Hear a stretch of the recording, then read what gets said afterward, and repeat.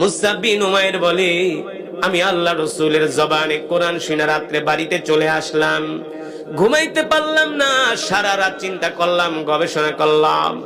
একটা মানুষের বিরুদ্ধে এতগুলো কথা বলে গেল আবু জেহেলরা, একটা কথার কোনো সত্যতা পাই না। তারা বলল মোহাম্মদ পাগল, মোহাম্মদ গণক, মোহাম্মদ জাদুকর। কিন্তু পাগলের চেহারা তো এত সুন্দর হয় না, পাগল তো এত সুন্দর করে কথা বলতে পারে না, পাগল তো কোনোদিন এত সুদর্শন হয় না, পাগল তো এত সুন্দর করে মানুষদেরকে বুঝাইতে পারে না। মুসআব বিন উমাইর বলে, আমার রাতের ঘুম শেষ, আমি আবার পরের দিন আল্লাহ রাসূলের জবানে কোরআন শুনতে চলে গেলাম।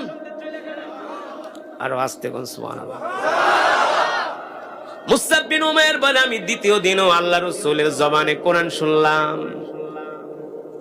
মনে হয় আল্লাহ রাসূলের জবানের কোরআনের তেলাওয়াত আমার হৃদয়কে টাচ করতেছি, প্রতিটা আয়াত যে আমার হৃদয়ে বাড়ি খাচ্ছি, আমার অন্তঃকোহরে ঢুকতেছি।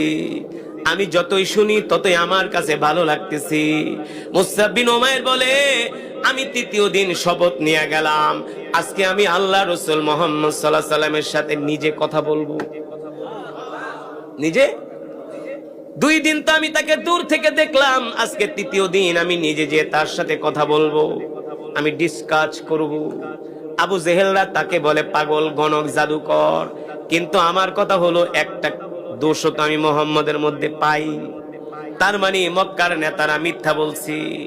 ঠিক মুসআব বিন উমাইর রাদিয়াল্লাহু তাআলা আনহু আল্লাহ রাসূলের কোরআনের মজমার পাশে যায় দাঁড়ায় আছে, হঠাৎ করে আল্লাহ রাসূলের নজর পড়ে গেছে মুসআব বিন উমাইরের দিকে।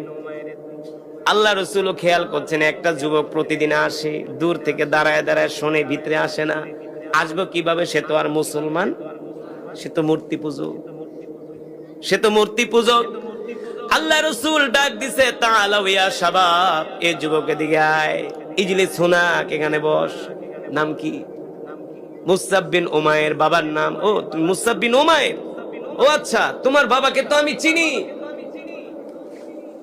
তোমার বাবাকে আমি চিনি, তোমার বাবা মক্কার অনেক বড় ব্যবসায়ী, অনেক বড় ব্যবসায়ী, তোমার বাবাকে আমি চিনি। তো তোমার বাবাকে তো আমি চিনি, সে তো মূর্তি পূজক। বাপ মূর্তি পূজক মানে ছেলে কি মুসলমান?